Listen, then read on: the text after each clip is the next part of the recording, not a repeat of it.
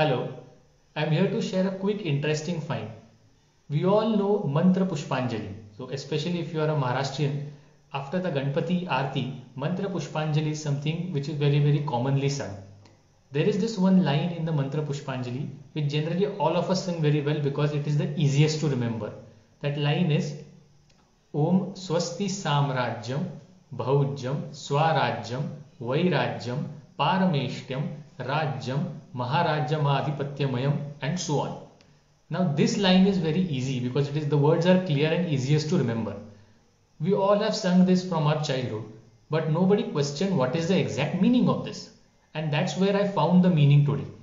Now the literal translation is clear that may you get a Samrajya, Bhaujya that is enjoyment, Swarajyam that is an independent ruler, Vairajyam as a distinguished ruler, Parameshtyam that is superior rulership, Rajyam and Maharajyam.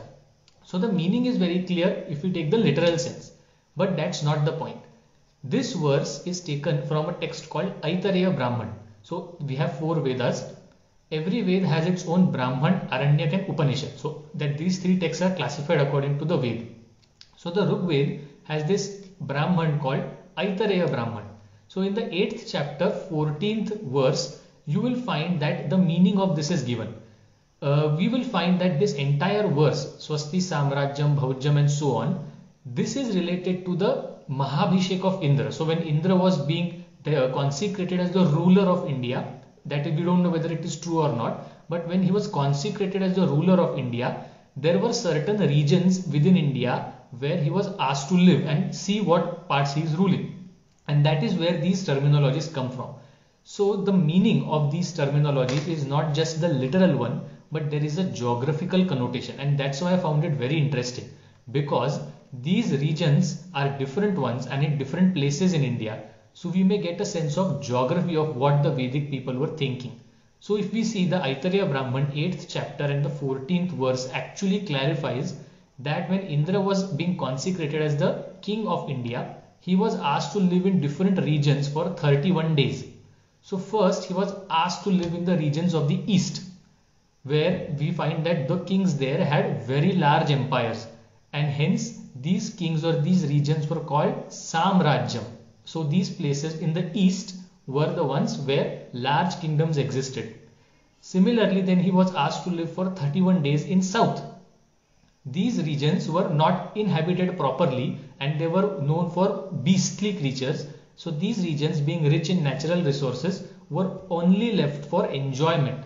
Hence they are called Bhaujyam or for enjoyment. Then Indra was asked to live in the western regions, where we find that the kings existed there, but those kings do not adhere to anyone else. They are totally independent kings, and hence those kings were called Swarajyam or independent. Swaraj is the word that it comes from.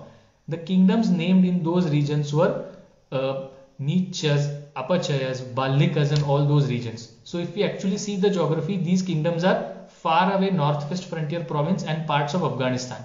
These were considered as western kingdoms. And then for the next 31 days, Indra was asked to live in the northern regions, and these places where they had very loose monarchical structure, not necessarily a king existed. These places were called Uttar Kuru and Uttar Madra. So generally if we look at the other texts, the geography of these kingdoms is essentially a lower Himalayan region. So any place above about Himachal Pradesh, Uttarakhand, lower Kashmir, these are the places where generally the Uttar Kuru and the Uttar Madras ruled. These were the northern regions where a loose monarchical structure existed, and hence they were Viraj or devoid of kings, and hence this place was called Vairajyam. Then Indra was asked to come and live in the central region. So see how the geography is. Now they consider the central or the core part as the Kuru Panchal region. So Kuru Panchal is the Kurus, or essentially the family of the people in Mahabharata, with their capital at Hastinapur. Panchalas, essentially Draupadi's family, with their capital at Ahicchatra and Kampilya, which is again in the western Uttar Pradesh region. This region is called as the central region or the Madhya region. So imagine these people, their geographical imagination was that this region between the Saraswati and the Ganga, that is Haryana and western UP, that is the central region, and precisely this is where the Vedas were composed and not in the 5 rivers of Punjab. This is the central region.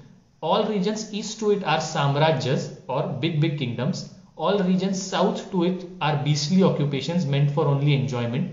All the regions west to it were essentially independent kings stretching right up till Afghanistan.